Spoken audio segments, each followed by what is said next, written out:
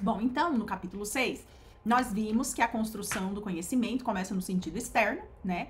Que é o primeiro degrau do conhecimento humano e vai se fazendo até chegarmos no intelecto passivo.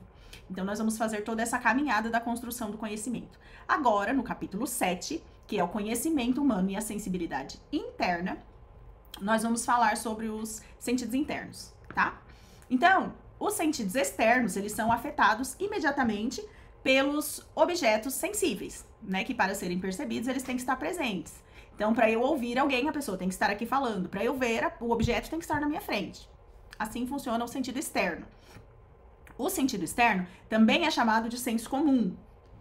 O sentido externo, ele tem uma finalidade mais elevada, que é uma finalidade para o conhecimento intelectual, né? Esse conhecimento sensitivo, ele não é totalmente desinteressado, ele não é desinteressado, ele está ligado às capacidades do organismo. Os sentidos mais perfeitos entre os externos são a visão e a audição, que dão a conhecer a realidade de uma maneira mais ampla e por isso são auxiliares importantes das potências cognitivas superiores, tá? Então nós vamos ver esse caminho onde o conhecimento é gradual, né? Começa no sentido externo, vai até o intelecto passivo, onde é um caminho de abstração da matéria, né? Até que sobre somente forma imaterial para entregar para o intelecto passivo, tá? Então nós vamos entender tudo isso. Então os sentidos internos, eles existem por duas razões principais, né? Segundo São Tomás, o animal perfeito, ele tende a se deslocar e ele tem que atender às suas necessidades. Então, ele deve ser capaz de representar para si o objeto, mesmo quando o objeto não está mais presente, né? O animal precisa representar aquele objeto para ele, né? Ele tem que ter um sentido útil e nocivo, mesmo que ainda rudimentar, né? Os sentidos internos recebem o conhecimento por meio do primeiro, que é o sentido externo, conservam e reproduzem, mesmo que não haja mais a sensação. Ainda não é um grau de inteligência, tá? E aí a gente passa para o sentido comum, que é o primeiro sentido entre os sentidos internos. Sentido comum, ele tem, segundo Aristóteles, uma tríplice função, que é a percepção dos sensíveis comuns, a reflexão sobre a atividade sensível e o discernimento e comparação dos objetos pertencentes a vários sentidos diferentes. Nós chamamos isso de consciência sensível, tá? Então essa consciência sensível quando eu pego um objeto, eu sinto aqui, eu pego um livro, eu sinto que ele é liso, que ele é da cor azul, né? Ele tem um cheiro, ele tem uma textura. Eu já consigo associar isso, de certa maneira, ao meu conhecimento intelectual, né? Aí nós temos a imaginação. A imaginação, ela recebe e conserva as impressões desses sensíveis do sentido comum. É uma espécie de uma memória, né? Ela reproduz as coisas na ausência do objeto. Essas impressões, essa imaginação, ela faz a ponte entre o conhecimento sensorial, aqui, ó, eu acabei de pegar o livro, né, eu cheirei, eu senti, então ela faz a ponte entre o conhecimento sensorial e o meu pensamento lógico, tá? Aí nós temos a estimativa. A estimativa, barra cogitativa, estimativa é dos animais, a cogitativa é do homem, mas elas são similares, tá? Então, a estimativa é a capacidade que os animais possuem de fazer esses julgamentos instintivos sobre o que é útil, o que é prejudicial, né? O que é necessário ali num sentido mais rudimentar para sua existência. Ela não se baseia no raciocínio, mas é uma intuição natural que o animal tem para discernir esses objetos, essas situações que podem ajudá-los ou prejudicá-los, né? Esse discernimento do animal é instintivo para preservação da vida.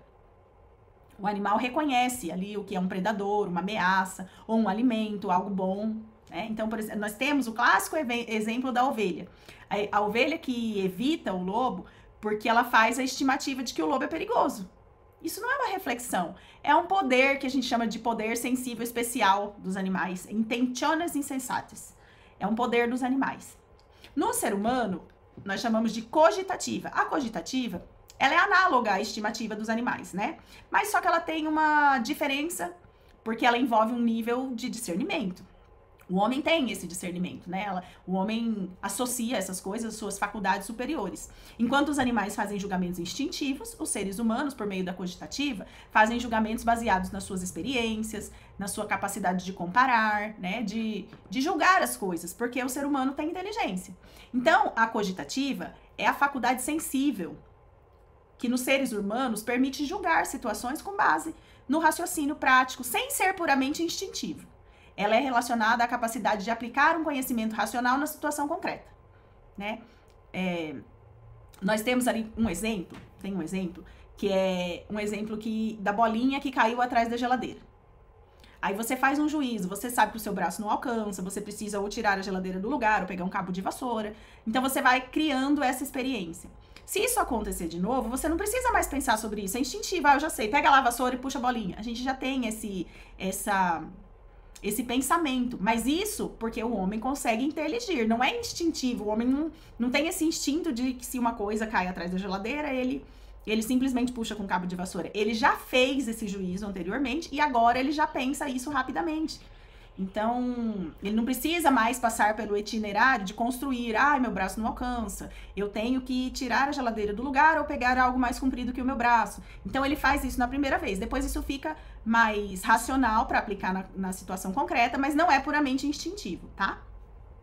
Então,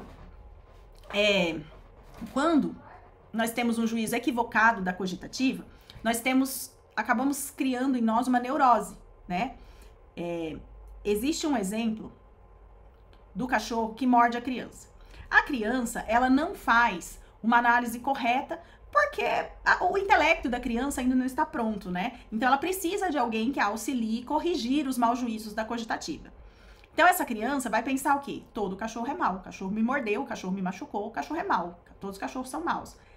As crianças que vivem numa casa ordenada, os pais são ordenados, corrigem esse equívoco da cogitativa. Eu preciso passar por essa correção na cogitativa para que eu não tenha problemas. Então, o pai vai chegar na criança e falar, não é todo cachorro é mau, esse cachorro te mordeu, mas tem cachorro que é bom. Vai fazer todo esse ordenamento do juízo da cogitativa. Então, quando eu tenho um trauma, esse meu trauma ele está ancorado nesse juízo errado da cogitativa. A memória guardou aquilo ali e você não trabalhou esse juízo errado para que ele venha a se adequar. E aí você fica esse sujeito que tira um aspecto da realidade como se fosse um todo e guarda isso na sua memória. Isso acaba deixando o sujeito imaturo, porque ele ele processou errado e ele não se interessa em fazer um juízo correto, em modificar essa cogitativa, né? Então, o que eu preciso fazer para modificar a cogitativa? Eu tenho que olhar para as feridas do passado, o significado que ela tem para esse paciente no momento e trazer para ele um caminho terapêutico que o ajude a aplicar isso da maneira correta, né?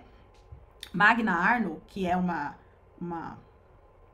pesquisadora que nos dá esse aparato para um caminho, né, terapêutico para essa modificação da cogitativa, ela nos diz o seguinte: o que eu creio que eu sou, eu preciso pensar esse caminho dessa maneira, o que eu creio que eu sou para o que eu realmente sou. Então, o meu juízo equivocado, o que eu creio que aquilo é para o que realmente é.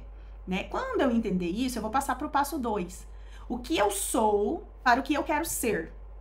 Aí, então, o que eu quero ser para o que eu tenho que ser. Aí eu vou adequando dentro do ambiente terapêutico, dentro da forma correta ali, um ordenamento da minha cogitativa, uma modificação da cogitativa para que eu saia desse trauma que está ancorado no juízo errado. Né? E com essa análise sincera, a cogitativa ela vai sendo sarada, ela vai experimentando novas experiências, entendeu? Só que eu preciso fazer o meu paciente passar por esse caminho de maneira que ele consiga perceber esse juízo errado e ir alterando para que ele possa ser sarado.